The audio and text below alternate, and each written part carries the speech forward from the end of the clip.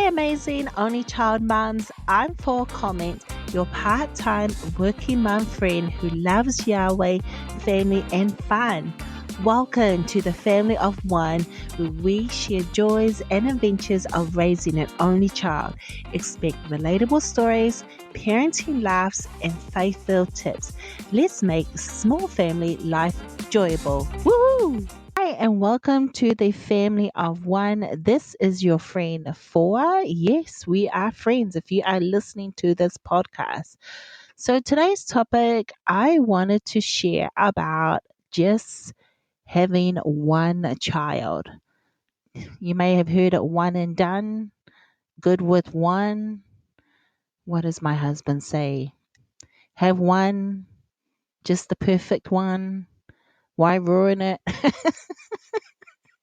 I think he said something like that. But I wanted to share a story with you. And I don't know if I have in the other podcast. Maybe I'd mention it in the other episodes why we chose to have one. Well, I am now going on 49. And so I remembered when I was young and like in my elementary or years, or maybe even when I was in middle school. But see, I'm from a large family, and so I'm the youngest of four.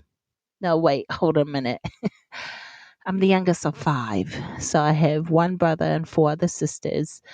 And I'm an islander, Samoan, so we have lots of cousins, lots of first and second and third. I mean, my family, both my father and mum have, siblings, and then they have children. So I'm from a large family. And I just always was surrounded by, cousins and aunties and uncles who had multiple children. So growing up, having one child, it wasn't until my siblings, my brother, oldest brother, he has one child, and I have a sister, the second oldest, she has one child. Then I realized, oh, you can't just have one and be great with it. And so, but I thought, man, after watching Sound of Music, Fluoride Maria, did I just call her Fluoride? Oh my goodness, back me up. Okay, so Maria, yes, the Sound of Music. I absolutely dreamed about, oh, I would love to have my Bond Trap children singing songs, going around and just doing all that fun stuff. But then and I remember going through, was that pre-marriage counseling? And if you're wondering, what is pre-marriage counseling? It's the part where you would go and see someone who's a lot further ahead. Usually it would be a pastor at your church or someone who has been married for many years in your church, or even in a community that you may go to. It could be an uncle and auntie, someone who have been married for many, many years and who have fruit on the tree, meaning they still love each other, and they're known to have like wise advice. I'm not saying that they're perfect, their marriage is perfect. I'm just saying they have a solid foundation, something that you would like to have. And they've probably counseled quite a few young couples. And so pre-marriage counseling, they help you go through a lot of topics, and they help you discuss many things like finance, children, your expectations. And that way it helps you before you get married. You have sat down with your loved one and you get to discuss these topics, maybe in the things that you haven't already discussed about, things that you don't know that you thought you know. And this couple, or the things that you go through, depending, there's so many different types of pre-marriage counsel that you do, but it helps you to be aware of the other person's expectations. And there's so many different topics you go through and discuss about that. Well, I remember one of this couple's question, and I said to her, oh my goodness, I just want 7 children. And maybe I got that from The Sound of Music, or I got that from another movie that I watched. And she said the most loveliest thing to me, because in my mind, I thought it's always got to be five or more. I just want so many kids. And she said, well, that is great, and she was a grandma, and she had children and she had grandchildren. And she said to me, "For how about you just have the one first when you have a child? How about you just have the one, start with that and see how it goes?" And I thought to myself, how dare she? How dare she tell me just to start with one? Like, I cannot handle more than one. But then I realized, and I thought, you know what? I was so determined to have like a bus load of full of children that maybe just having one is a good idea and just see how I go. Well, when we got married, my husband and I, we tried, and my husband was totally different. He did not want to have seven kids. He didn't even want to have five or three. He just wanted one. If we were going to have children, he said he would like to have children, but he would be happy, absolutely happy with one. And I thought, oh my goodness, okay, fine. Maybe one, he'll change his mind. So as we were trying to have a family, it took us many years. It took us about 10 years to conceive, and we had to have help. We had to have an IUI. But here's the thing. We started when I got pregnant at 40. That was a lot of help. So I got married at 30 and we had Olivia at 40. So that was a long time. And so when I had her, and thank goodness everything turned out fine, I realized this is my one and I'm done, because it took us so long to have her. And my husband, he was thrilled because he got his baby girl. He's like, I wanted a girl and I just wanted a healthy baby. And so that was the reason why we end up having one. It took us so long. We needed so much help. And so I thought, I'll just focus on the one. And some other people, I guess, because people, my friends and family knew of our struggle during those years of trying to have a child, and my personal challenges of emotionally, mentally, of trying to have a child. It was such a challenge, like a challenge. And I guess for those who have been on this challenge, trying to conceive, whether if it's like you're trying to get pregnant after a year or 2 years or 3 years, or you've had multiple miscarriages. I've never had a miscarriage, but for those who have been on this journey and know that for some others, it's easy for them. And I shouldn't say easy, but they are able to get pregnant a lot quicker. I mean, I had a sibling like that, and she was able to. I thought, boy, the way she keeps going, I might as well just ask her, may I have one of yours? I think I did at one point. But for me, it wasn't the case. It took many, many years, a year after year. So we finally had her after 10 years. And I think because people walking, close friends and family walk that journey with me, I did not have anyone else say, are you going to have another one? Because I think my personality, if someone said, are you going to have another one? Depending on the day, I might have just bit back really hard. I would have just said, are you kidding me? Or I would have just said something like, go away, but maybe not in the kindness way. Or I would have had a friend say, that is not a good top, that is not something kind you should say to her, because she is struggling. So asking her if she's going to have another one straight away is not a good time. But I don't think anyone asked me, are you going to have one more than one? I think because I already shared with them, I wanted so many, and then just having the one for me and my middle and my struggles to just have her, I was just so happy and wrapped up in that dream. Like, yeah. And we didn't want to adopt. I mean, okay, so I did want to adopt now that I think about it. I had my adoption papers. I had one. I looked at different agencies, and this is where the story goes. So I had, if the IUI didn't work out, I was going to either adopt a child. I had started the like filling out the forms, at least that part, one from India and then one from, I don't know, it was like another European country. So it was one from India and one from European country.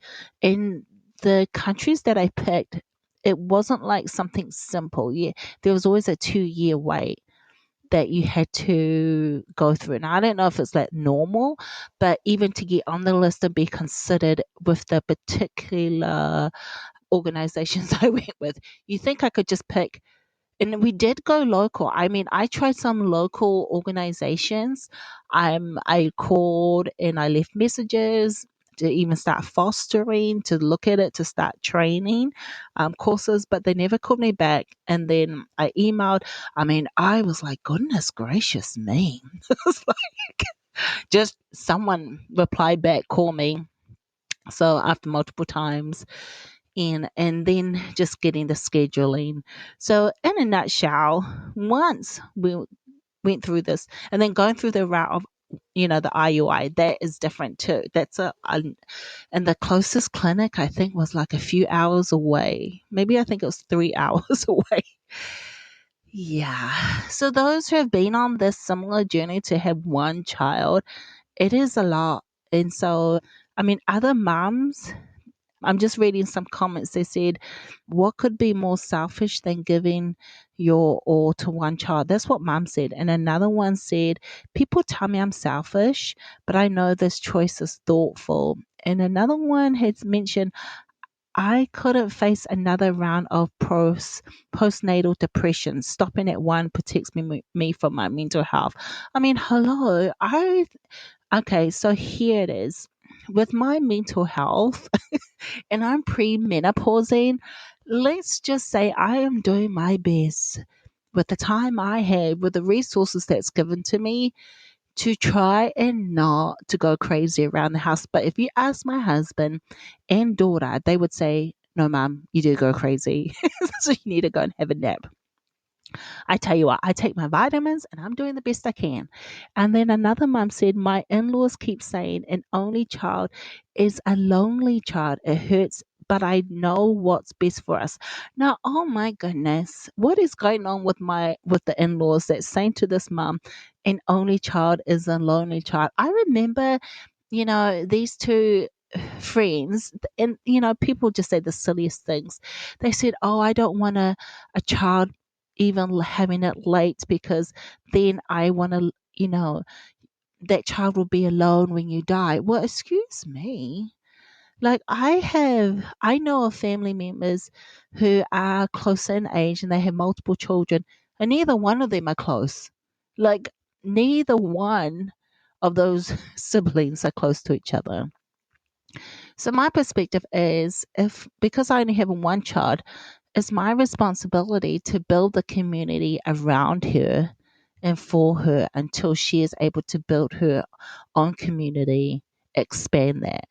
Because, you know, me that's always learned about community. I mean, what does that even mean? For example, growing up in Samoan community, you know, for me, it wasn't only being part of the community, but it's also serving, how you contribute to the community. And it doesn't mean like financial. It could be like your time. It could be like encouragement. It could be like participation. All those things in a community, it takes two ways. What you give out as well, and it looks different for everybody. So when someone said to me, when that person said, well, you know, I don't want to have my child at like late 40s because I'm glad I had it at 20s. Well, hello. Some people just didn't have an opportunity to have that. And I wasn't dating in my was I dating? Well, I'm just saying you can't have a child, you know, if no one wants to date you. And you want to have a natural, you want to have it with another human being, if you know what I mean. So I don't know. What am I saying? Oh, some people are silly. And then, but before I go on any further, want to, I do want to say this. for those who have been listening to my podcast, I absolutely appreciate you both a lot. And I say you both because I have two listeners who listened to the last episode. Now, there's two lovely listeners. One is from Simsbury, Connecticut. Thank you very much. I hope you are doing wonderful and you had a really good Thanksgiving. It was Thanksgiving Day in America yesterday. That was the, well, actually, yeah, no, it was Thursday. Today's Saturday. It was on the 27th of Thursday. That was our Thanksgiving. So happy Thanksgiving to you. And the next one is from North Carolina. Is it Fayetteville? Oh my goodness. I apologize. I botched it up. But thank you for listening. And usually I give a shout out in the end, but now I'm going to start giving a shout out just in the middle. And what I usually do is I just want to say thank you to my listeners. And so if you're listening to this and I managed to get to your stats come up because the results come up in my podcast and the buzz sprout when I have a look at my app who's listened to my podcast. I give a shout out then and I can see it. But if you just listen to my last podcast and I didn't give you a shout out, I apologize. It didn't come up. It didn't show me where when you listened to it, or maybe you listened to it after I post this. So thank you very much to the two listeners. And I wanted to talk about as well. Okay, so what's the positive? Some of the mums, for me now, having an only child, being at 49, the positive is for me is I have enough energy for her. Now, people say, some other friends, they say, boy, you have a lot of energy. And I thought I did. But my energy just wraps up in this child. I mean, she is what do you call it? A go getter. She is like a bunny that goes, and has so much energy. And maybe because of the age difference, right? But I mean, yes, if I had multiple children, sure, I'm sure I would. You just do what you got to do. But right now, for me, we don't have any more. We will not have any more. We're not thinking of, we do not want to foster, no, or adopt. Other than we just like to sponsor some children. We have children who we sponsor, but that's another story altogether. So, one mom said, my daughter thanks me regularly because we can give her more without stretching ourselves thin. And when I think about my father and how he, my mom and dad did the best they could with the time that was given, with the resources they had. I mean, my dad came to all my games. I played netball. Now, for those who are wondering, what is netball? Netball is like basketball, but you don't dribble it, and you have, is it 7 players? I haven't played for a long time. I don't know how many players you have for basketball, but it's 7 players. You just don't dribble the ball, you pass it, and then you have a goal person who goal shooter and goal attack, and then they're the ones who can throw in the ball. But yeah, I played netball, and my father would come to all my games.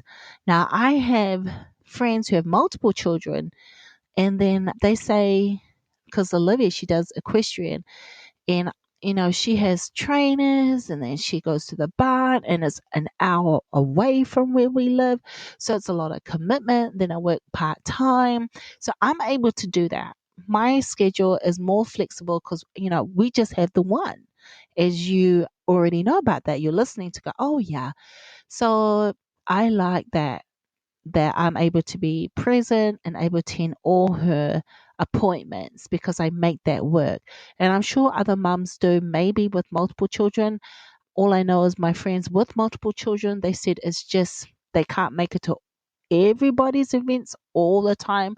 Having multiple children, they split it between with them and their husband. With me and my husband, we don't need to. We can both attend because we just have the one child. And then this one here, another mum said, I get to be more present, more of my time, more of my attention. Now, I would like to think that when my dad, having multiple children, when he was watching my game, he was present. And I don't know, maybe I can't relate, but from I guess this mom is saying for her being maybe because she had friends, I don't know, multiple children and she couldn't think about it. I don't know. Why am I talking about that one? I don't know. Maybe I'll go to the next one. Oh, this one here. No sibling fights, easier mornings, easier evenings, life feels lighter. This is what this mom said. That's the positive side of having an only child. Me, how can I relate to that? No sibling fights, easier mornings, easier evenings, life feels lighter. She sounds like her mornings are awesome. This mom with an only child is amazing. My mornings, is there no, yeah, there's no sibling fights, but is it easier mornings? I don't know because my family, we don't, do they do mornings? Hmm. Is it like a wake up and it's like Cinderella's like calling her animals and everything comes and everything just moves in a wonderful pace that is so like musical? No, my family, we're kind of like some days. It's like, have you seen that movie Home Alone? Is it Christmas Home Alone where the kid wakes up and everyone is like rushing out the door and then they forget something? Okay, even though there's three of us and I try to wake my husband and daughter up the best I can, you know what I mean? But for some reason, we are rushing. And if we're not rushing, we drag. And if we're not dragging, it's because we think we have time. And because we do have time, let's just say that I wonder how we make it some days. Is it easier and in the evenings? I think because we have so many things going on in the evenings, Olivia always has her activities, her barn, her horse every evening. My husband, he travels, he works quite a bit away from home, so he's got a fair bit of drive. And then there's me, who's either hungry, tired, sweating because of premenopausing, and then I'm just like, oh my goodness, my energy, and now I've got to cook, clean, and do something. So I don't know. I am like want to ask this mom, how is it? Maybe she's a lot more like what do you say? She's more organized in the mornings, and her evening seems peaceful. Oh, this mom sounds wonderful. If you can relate to this mom, like she has easier mornings, easier evenings, and life feels lighter. I mean, my life is awesome, but if you can relate to this mom, I tell you, you better email me and let me know your secrets. And if for those who are like me, I mean, I just want to give you a hug too. We are trying our best, right? We are trying, trying, trying. Okay, this one here, this other mom said one of the positives about having an only child, we can travel spontaneously and babysitters are easier to find with just one kid. I mean, did we have okay, so that is awesome. I'm trying to relate to our family. Yes, as in traveling, it was easier for us to get in the car and take you to some places because we weren't focusing on anywhere on another child and we weren't focusing on I have to make sure this child has this room and this child has that room, or I don't have to bring a lot of equipment. For us, we just grabbed what Olivia needed. And but babysitting, we didn't have that much problem because where we live, we purposely picked our home closer to my husband's parents and grandparents for babysitting and for us to have like I mean, we literally, I did not, there was like a radius of like, I don't want to be outside of that 10-minute drive because if there's an emergency or if there's something that, that I need for support or, Olivia needed to see her grandparents, I was not going to drive half an hour. I wasn't even going to drive 15 minutes. It needs to be 5 minutes or 10 minutes. That is how I picked my home where I'm living now. It had to be 5 to 10 minutes drive, and it had to be both close to the grandparents and close to the in-laws. And I am thankful that I am very close to my in-laws and close to my his grandparents because They're amazing. And I know not everybody is like that. People, I mean, I've met other moms who want to live at least an hour, 2 hours away. But for me, finding a babysitter was fine. Unless your babysitter, they say they are busy, and you're like, hey, what do you mean you're busy? You should be home. And, you should be home not doing anything. And that should be another story. Okay, another one, another mum said, the concerns about the future. A mum with an only child said, I'm worried that when we're gone, it'll just be her. That's terrifying. Have never thought about that. Maybe because I see it in a different way how I build my community. For me, I feel because of her community, I build it with different ages with her. And at some point anyway, I'm thinking she's going to be old enough where I've given her these tools and she will need to, no matter what age, she would need to continue to build and add on to her community. For example, I work at a senior citizen community, and some seniors in their 80s, they said that they don't, all of their family members, siblings, auntie and uncles, they've all passed away. So it's just themselves.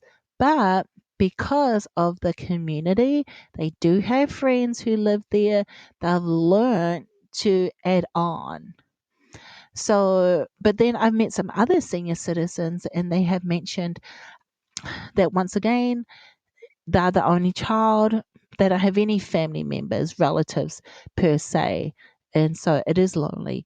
But you would have to look at it. You could be from a family of multiple children and you were never close to any of them. And you're never close to your nephew and nieces or great nephew and nieces. And you chose not to interact. So for me, I wonder how you look at it for you and your family, for your child. How do you see that? Because for this mom, how she said, I worry when we're gone, it'll just be her. That's terrified. Maybe you relate to that. For me, I can't relate to it. But, that's what she's saying. Okay, this one here, sometimes I wonder if she'll miss out on learning how to share or fight it out with her siblings. This one I had to learn. I didn't even think about it. For example, I remember there's some things like when we go to friends' places and they have multiple children and she sees them arguing. Well, here, of course, there's no one to argue another sibling. And so, and there was one time the kids were playing soccer and they were playing outside and the siblings were all playing together. And she was very young. And I remember I had kicked the ball, but not a lot, and they were telling her how to do certain things, kick the ball, pass it in such a way. And she just looked at it. She was like, I don't know. She didn't say I didn't know how, but she was like, what? Where does the ball go? I mean, this was like maybe she was 3 or something, and she couldn't understand the game of soccer. And then I realized, oh, she doesn't have a sibling. And soccer's not something that I would naturally go out and play the ball with. We did other things, but not soccer. So there are some things like I forgot because I was the youngest of 5. My siblings just taught me these things.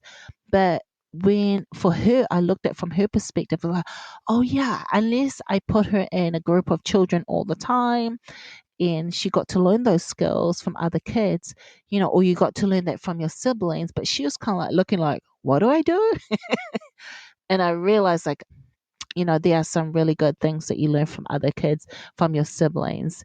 And so, but the fight or sharing, I think that one, and it was funny because when we were around the house, I thought maybe I should just like go around the corner and like boo, or just, you know, push her a little bit on the shoulder. I don't know, because she doesn't have siblings and siblings like might take something from the other child. And she was like, what are you doing? And I said, well, you don't have another sibling that picks on you or fights you because daddy and I just pretty much let you do what you want to do. So every now and then I just say no, like as a sibling would, or just snatch something from you. My husband said, really? I don't think that would be a good idea. I was thinking, yeah, maybe I shouldn't. Oh, the things, it's just so different because Me, and my husband, he was an only child till his mom got remarried, and he said for him it was sometimes he said, boy, he wanted to go back being an only child because he had to learn like, oh, siblings fight, siblings share things, and he didn't have that growing up. So he was like, wow. But now he's used to it, of course, and siblings are good. But me, I always wanted to, like, I didn't mind being alone sometimes, or there was always a lot of noise in our family. Like, there was so many different things.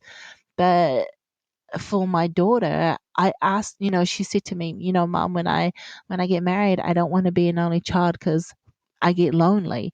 And I thought, oh, she said, sometimes I miss, I see my others friends with siblings, and I wish I had an older brother or an older sister, someone to talk to when you and dad don't want to talk to me. I was like, oh my gosh, did she say when I don't want to talk? Because I thought, since when? But then I thought, okay, this is her sharing her heart. Obviously, there's times when she wants to talk, and I just don't want to do anything.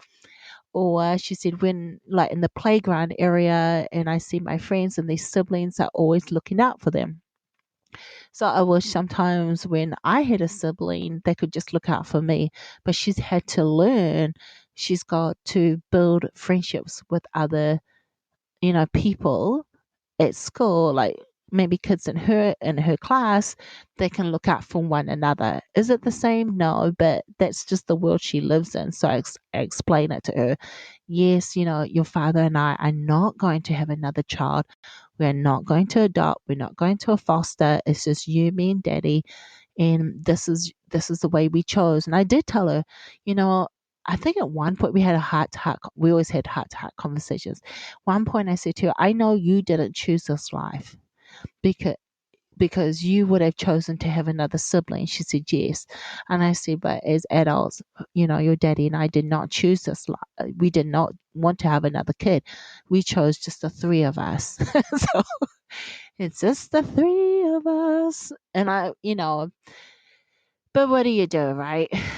You just make it the best situation you can.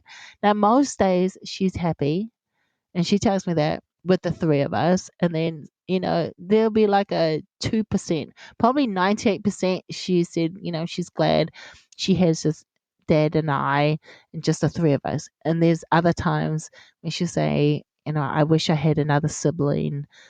And I'm like, I'm okay with that because that's real. But I just wanted the reason why I want to talk about this topic is because maybe you're either at this stage, other people are asking, when is the next child? When are you going to have another one? Don't you want to have another one? Maybe your child is going to get lonely. I mean, some people said the silliest things. Or maybe sometimes you have guilt. Like, there was some guilt at some point. No, oh, maybe I should have had one, or I should have just. So you buy all these animals. Oh my goodness, that is another episode. Or maybe some other people, like this other mom. Maybe how she said, I'm concerned about my child being lonely when we're all gone. I don't know. I just wanted to let you know that as a mom with an only child, I get it from experiencing it with my own child. What people might have said, what people say, or might even think. But for our family, at the end of the day, my husband and I, we chose this because we felt it was the best choice for us.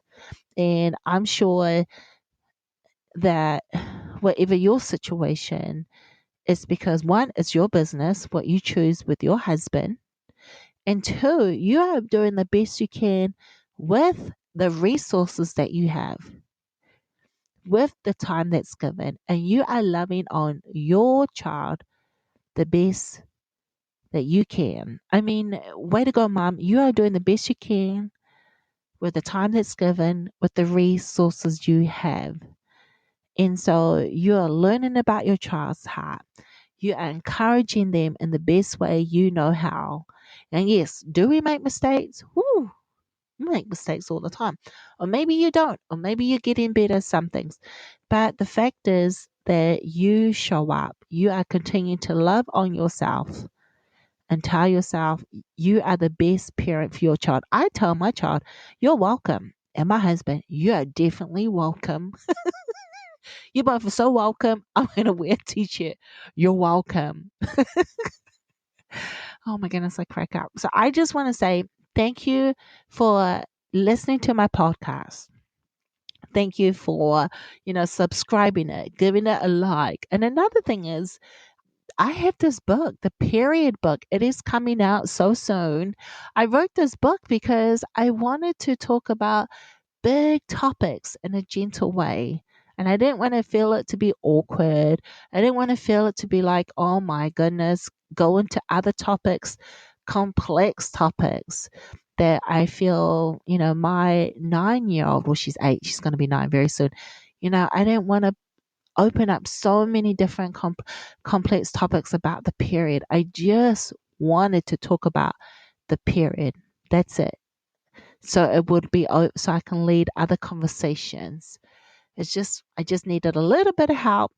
And so I created this resource. And so if you want more information when this book is coming out, there will be like a link, and just let me know. Sign up for the waiting list. And as soon as it is available, I will reach out to you. So if you're listening to this podcast, remember we are friends. Thank you for listening to the Family of One podcast. I will meet you in the next episode. Bye.